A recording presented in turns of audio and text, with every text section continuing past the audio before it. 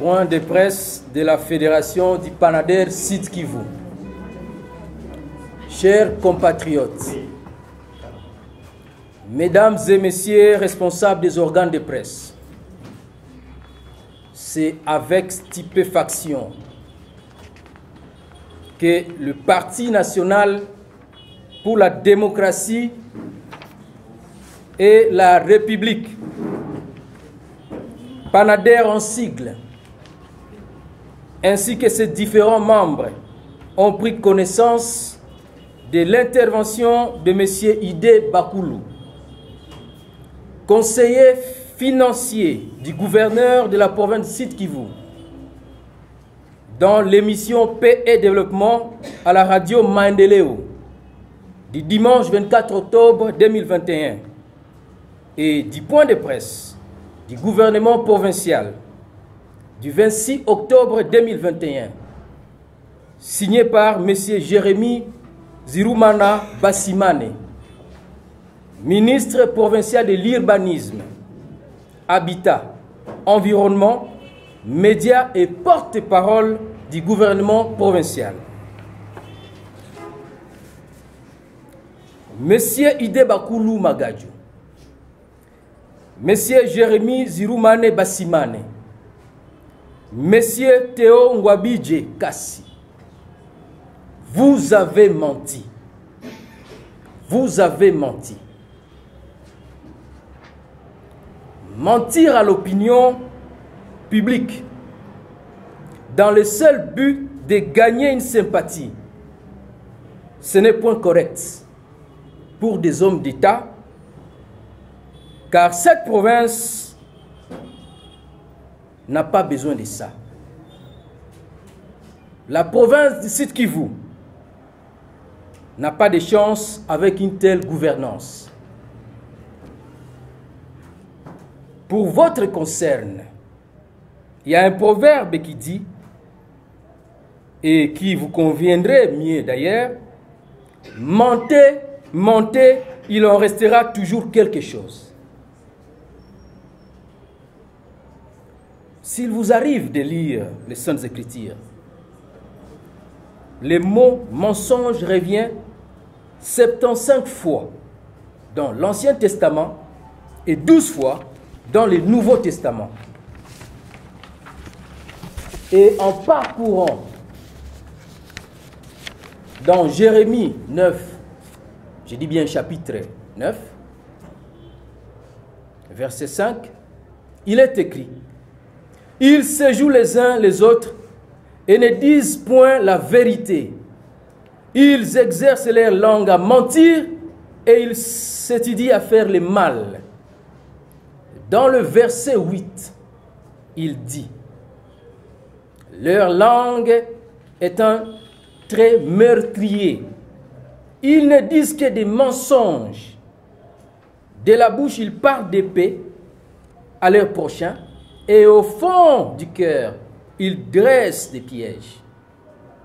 Et comme on le dit souvent, le mensonge arrive en prenant l'ascenseur, mais la vérité par l'escalier.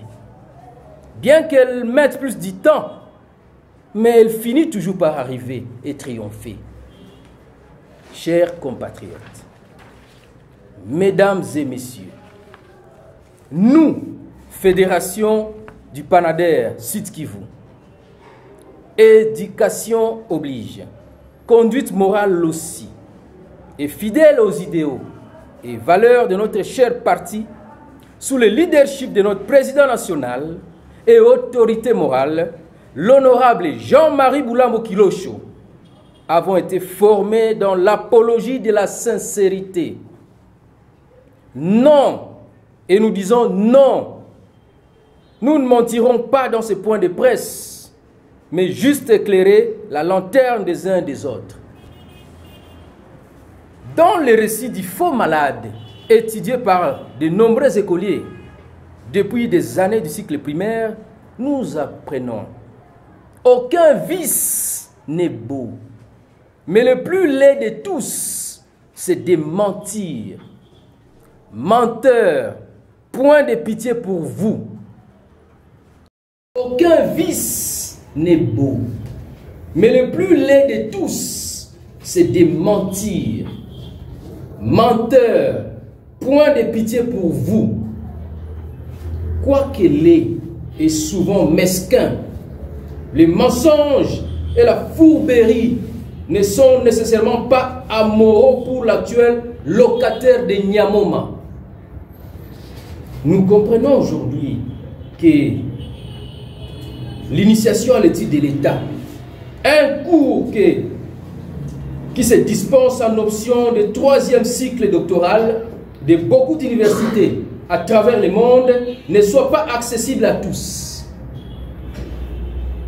Quand on n'y a pas eu accès, notre constitution permet à ceux qui ne sont pas moulus à l'étude de l'État d'avoir une vision embryonnaire, mais suffisante pour permettre à tout un chacun de ne pas faire un saut dévastateur vers l'inconnu et d'être tourné en dérision pour ignorance.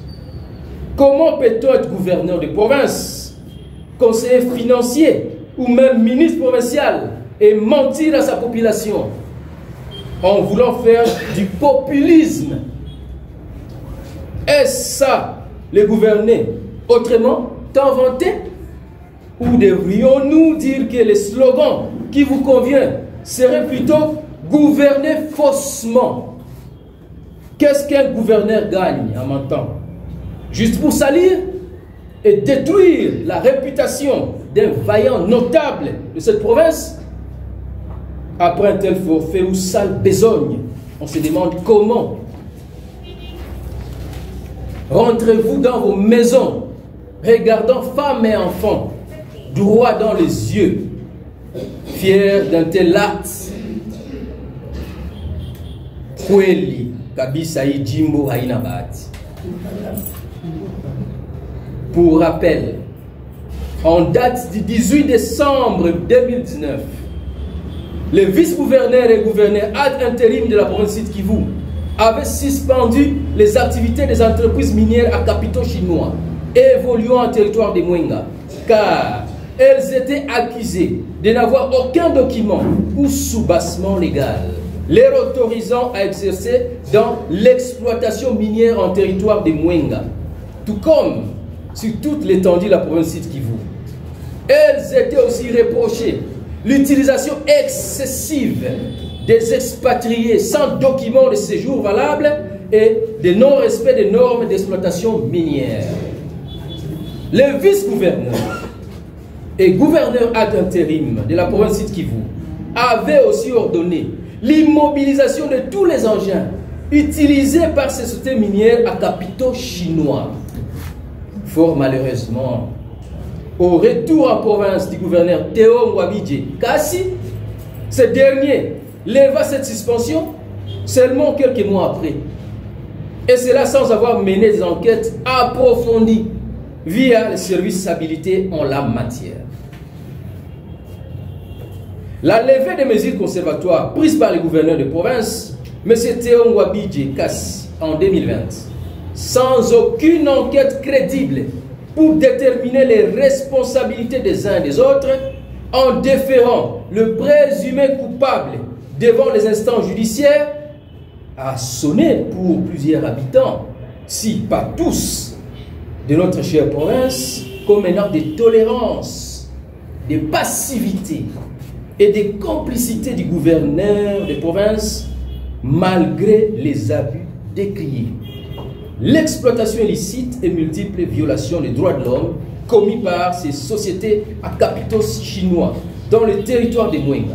Et aujourd'hui, le territoire de Chabunda, Fizi et Wallonie en sont aussi victimes, d'autant plus que le mesure conservatoire prise par le vice-gouverneur et gouverneur ad intérim à son temps pouvait réellement être salutaire et apporter des solutions idoines à cette problématique. Aujourd'hui, face à la clameur publique, le gouverneur de province, M. Théo Mwabidje Kassi, veut se dédouaner et resuspend ces mêmes entreprises à capitaux chinois, prétextant qu'elles œuvrent ou œuvraient sans titre minier sans acte juridique ni permis d'exploitation. Quelle incohérence et aberration! Vraiment, cette province n'a pas de chance. Conformément à l'article 28 de la loi numéro 08/012 portant principes fondamentaux relatifs à la libre administration des provinces, le gouverneur dispose de l'administration publique en province. À ce titre, tous les services publics provinciaux et nationaux sont placés sous son autorité. Le déploiement des sociétés minières à capitaux chinois qui se font accompagner sur le terrain par des éléments des forces armées de la République démocratique du Congo, FARDC en sigle, lourdement équipés, ne peut se faire sans l'aval de l'autorité provinciale compétente ayant tous les services, tant de sécurité que de la police, tout comme de l'armée, sous son autorité. Dire le contraire relèverait d'un aveu d'incompétence. Dans son arrêté du 16 août plutôt 2021, le gouverneur de province, M. Théo Nwabidje Kassi, avait par ailleurs ordonné le retrait immédiat de tous les militaires commis à la sécurité des sociétés à capitaux chinois dans les différents carrés miniers en territoire de Mwenga. Nous, Fédération du Panader Sud Kivu, pouvions aller en long et en large sur ces dossiers, mais par élégance, vis-à-vis des deux commissions spéciales parlementaires, l'une nationale et l'autre provinciale, allons laisser la primeur à nos élus nationaux et provinciaux, qui d'ailleurs nous encourageons pour la finition et présentation de leurs différents rapports parlementaires. Par conséquent, le seul péché de l'honorable Jean-Marie Boulambo Kilosho, c'est d'avoir dénoncé en disant tout haut ce que tout le monde dit tout bas. Nous saluons le courage et l'indépendance d'esprit de l'honorable Didier Okito Lutundula, député national élu de la circonscription électorale de Bukavu, qui n'a pas mâché ses mots pour dénoncer la mégestion criante actuelle en province Sud Kivu. Si pour l'intérêt général de son Mwenga natal, et pour des besoins sociaux et réels de la population de Sud Kivu en particulier, nous, Fédération du Panader Sud Kivu, n'accepterons jamais que notre président national soit muselé par un gouverneur de province ou par une quelconque autorité, d'où la réitération de notre soutien inconditionnel et mérité à l'honorable Jean-Marie Boulambo Kilosho, notre Kivunja Oma. Tout à fait.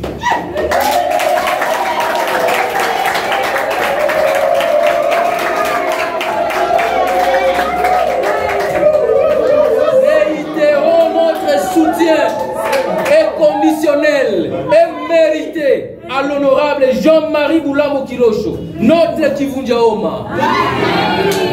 Quant au portefeuille ministériel accordé au Panader, que ce soit pour le gouvernement Nwabidje 1, que pour le gouvernement Nwabidje 2, le Panader n'était pas demandeur, chez qui que ce soit. Mais son poids politique et sociologique, doublé du leadership que représente son président national, l'honorable Jean-Marie Boulambo Kilosho, si la balance provinciale lui a prévalu à 2 reprises un ministère provincial. Pour le gouvernement Théo Nwabidje 1, pour notre formation politique, il nous avait été proposé le ministère provincial de l'enseignement primaire, secondaire et technique, jeunesse, sport, loisirs, culture et art. Pour le gouvernement Théo Nwabidje 2, pour notre formation politique, il nous avait été proposé le ministère provincial de l'urbanisme, habitat et environnement.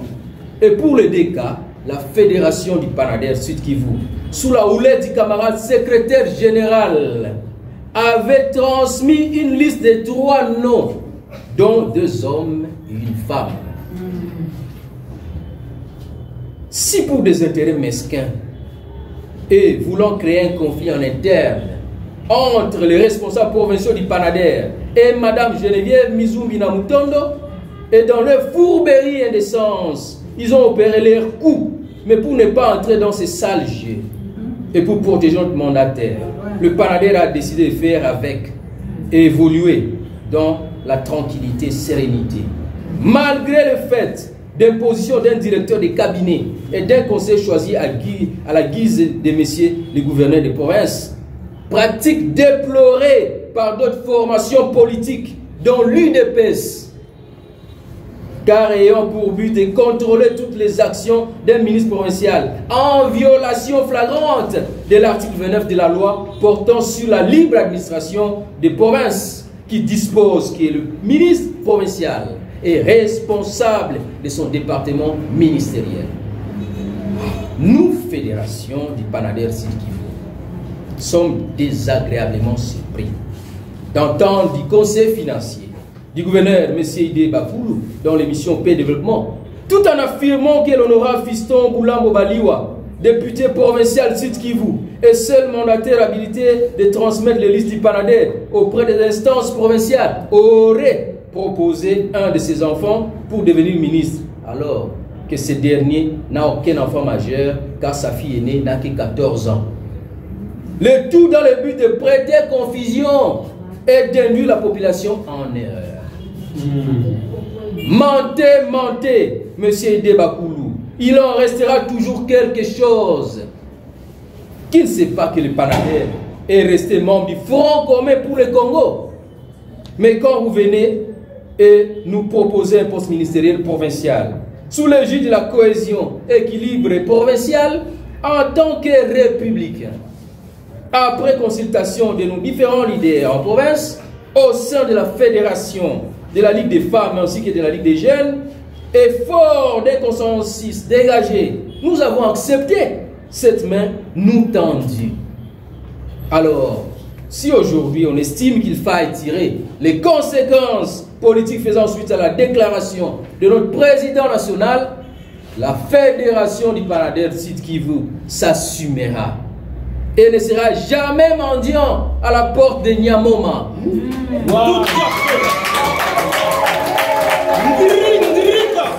La Fédération du Panader Sud Kivu s'assumera et ne sera jamais mendiant à la porte de Nyamoma.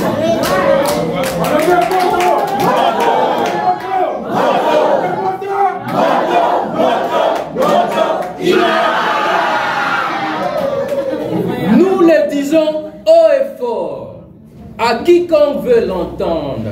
Nous, du Parti national pour la démocratie et la République, ne sommes pas des nécessités politiques à la recherche d'une quelconque manne venant de qui que ce soit. Nous connaissons ce que nous valons au Sud Kivu. Nous connaissons ce que nous valons au Sud Kivu. Le Panader a été surpris de la méconnaissance par les conseillers financiers du gouverneur des règles et comportements que doivent observer le personnel politique du gouvernorat, agents et fonctionnaires de l'État. Il est inadmissible qu'une personne exerçant les fonctions des conseillers du gouverneur s'en aille à la radio Maendeleo, bien qu'ayant obtenu l'assentiment de sa hiérarchie, et prendre l'initiative déplorable de communiquer des pièces, extraits ou résumés des pièces administratives du gouvernement provincial au Sud Kivu à des personnes étrangères. Ici, nous nous référons, chers responsables des organes de presse, à la correspondance numéro 01/921/CAB/Groupo-SK/2021 du 9 octobre 2021. Une correspondance qu'a brandi M. Idé Bakoulou lors de cette émission. Et cette correspondance est l'œuvre du gouverneur Théo Ngwabidje Kassi. Elle a été adressée à monsieur le directeur de la société Kivu Pétrole SARL, ayant pour objet réhabilitation des ponts de Zalia et Nyaki Sabunga Souboulou à Kamituga. C'est un accusé de réception. Une telle pratique serait d'ailleurs de nature à fausser l'opinion. Les renseignements communiqués par M. Idé Bakoulou à la radio Maendeleo de Limoges 24 octobre 2021 avait été incomplet, présenté de façon tendancieuse. L'administration n'existe et n'agit que par ses agents. Chers tous, vous allez vous référer aux impératifs élémentaires prévus par la note circulaire numéro 12/24 du 31 juillet 1955, relative aux règles que doivent observer les agents dans leur comportement. En principe, les attitudes ou les actes du gouverneur de la province du Kivu, M. Théon Wabichkassi et son conseil sont répréhensibles dès le moment où ils ont énervé les dispositions législatives et réglementaires sur le partenariat public-privé et la passation des marchés publics en République démocratique du Congo au service de la population du site Kivu. Ne pouvant avoir d'autre but que de servir l'intérêt général, M. Ede Bakoulou et sa hiérarchie ne peuvent pas adopter une attitude, exprimer des paroles ou poser des actes qui puissent les gêner dans l'accomplissement de leurs tâches professionnelles dans le territoire de Mwenga. Les faire soupçonner de partialité et branler la confiance que les administrés ont le droit d'avoir envers les services publics, compromettre la satisfaction du besoin public, contrarier le fonctionnement régulier et normal des services, porter atteinte à la collaboration confiante qui doit régner entre les chefs hiérarchiques et leurs subordonnés et qui est indispensable au bon fonctionnement des services. Il y a plusieurs études dans ce sens. On vous cite l'étude de M. Durier, conseiller juridique du ministère des colonies, intitulée « La liberté d'opinion et le devoir des titulaires publics ». Vous allez vous référer, n'est-ce pas, dans Congo belge, statut des agents de l'administration publique ou d'Afrique, recueil des instructions 1956, c'est page K211. Monsieur Ide Bakoulou, pour votre gouverne. L'honorable Jean-Marie Boulambo Kilosho est un aigle, un visionnaire. Il ne vole ni avec les zibous, les corbeaux, les chauves-souris, les perroquets ou autres types d'oiseaux de la basse-cour. L'honorable Jean-Marie Boulambo Kilosho est un nationaliste, un unificateur, loin de vos théories divisionnistes et tribales, car ayant créé un parti national avec des députés à Ouvira, Fizi, Mwenga, Mbujimaï, Kinshasa, au-delà des frontières de son Mwenga natal.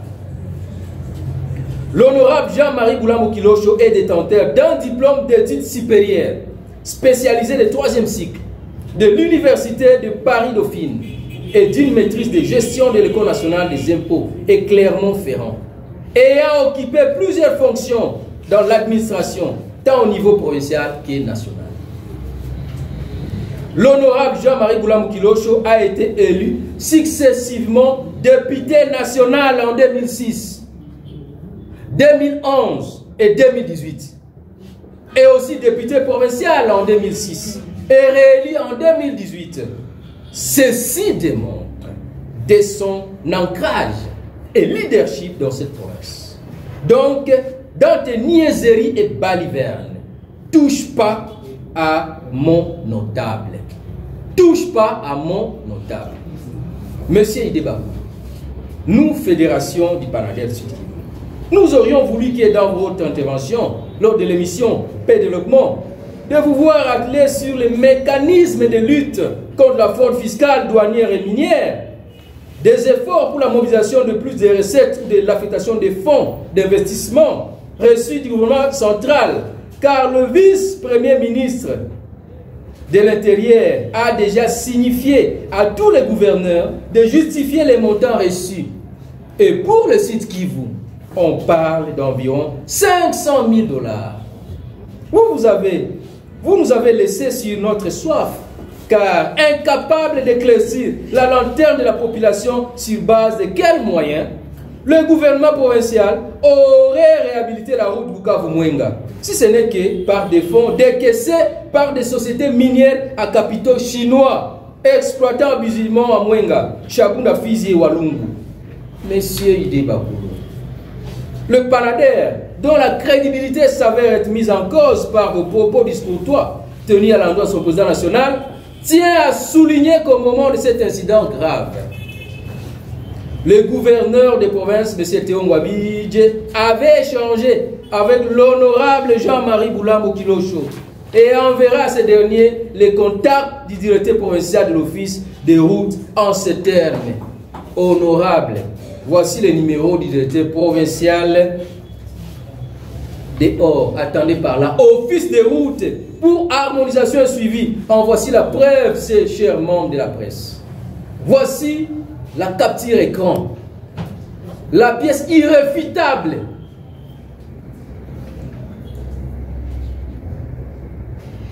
Quelle absurdité! Quelle absurdité! Les gouverneurs des provinces, M. Théo Ngwabidje Gassi, était-il devenu amnésique?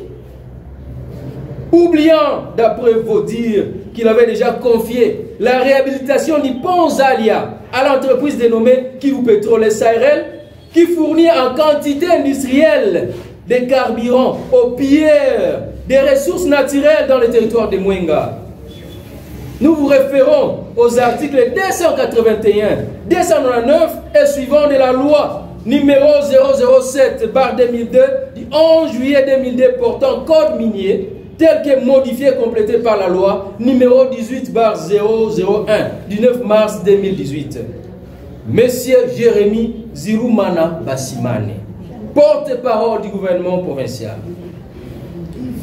Nous sommes stupéfaits d'entendre de vous la chanson de la stabilité des institutions en province, quand il faut que le gouverneur de province, M. Théo Ngwabidje Gassi, rende compte de sa gestion.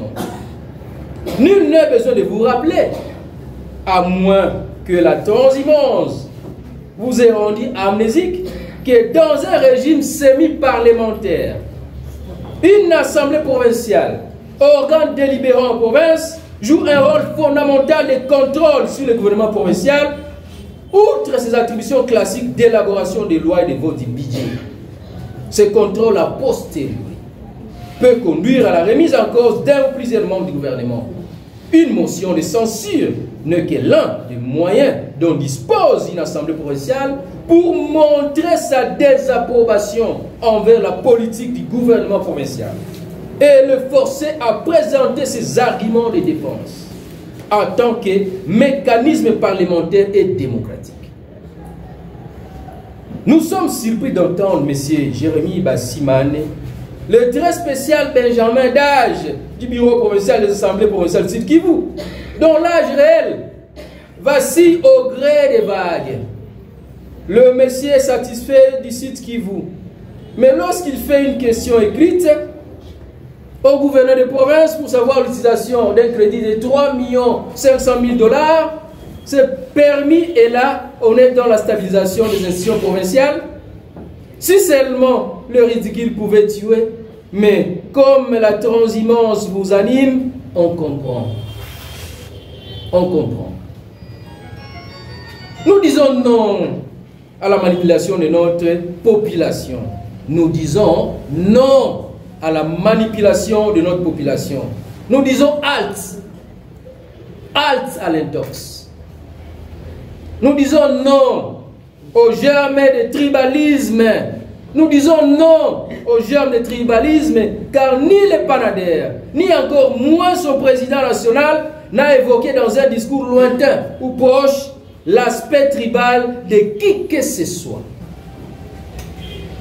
Quand les sociétés à capitaux chinois exploitent sans soubassement légal, là c'est bon? Non. Non. Là c'est bon? Non. Mais pour un notable et natif de Mwenga, d'en dénoncer les faits, on crie au tribalisme. On crie au tribalisme.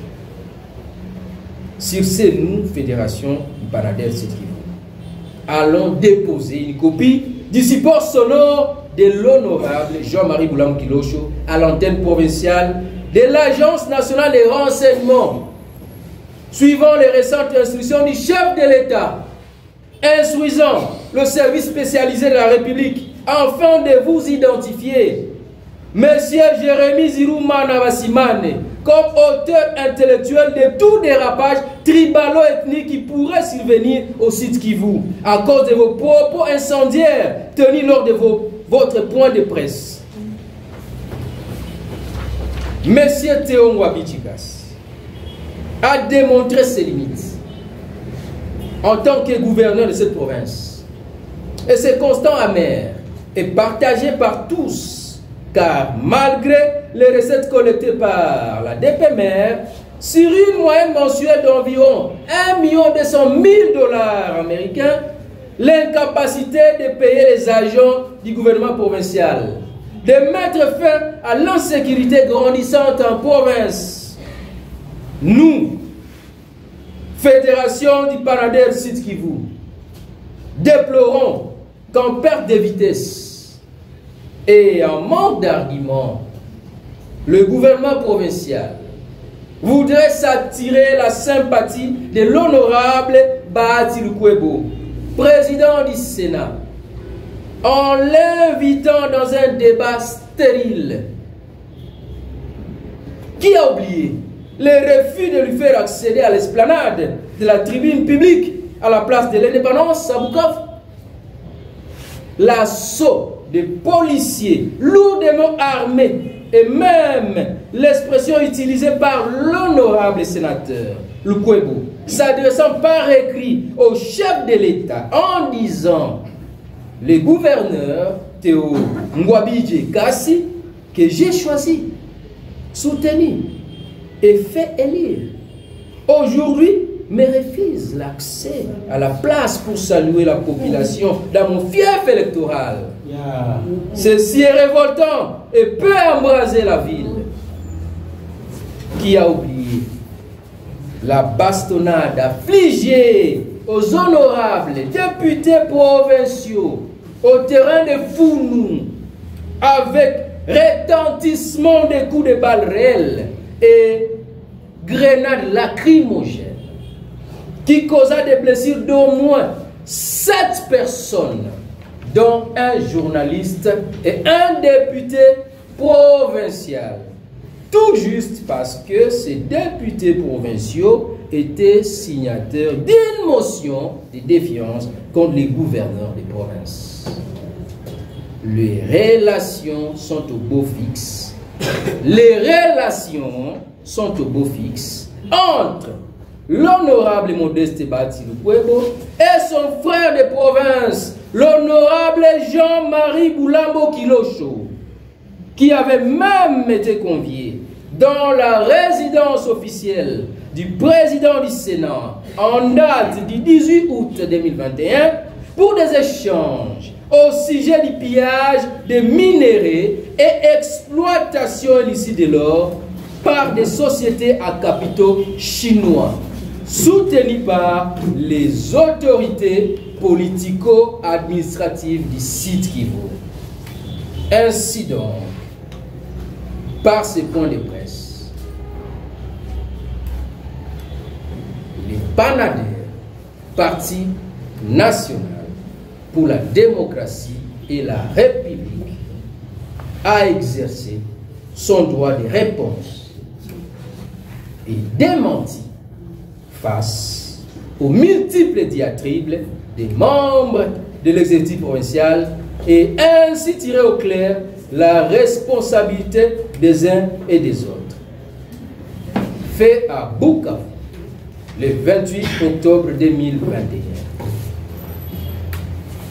Placide Ianya Boulambo, président fédéral ad intérim du Panader. Wow.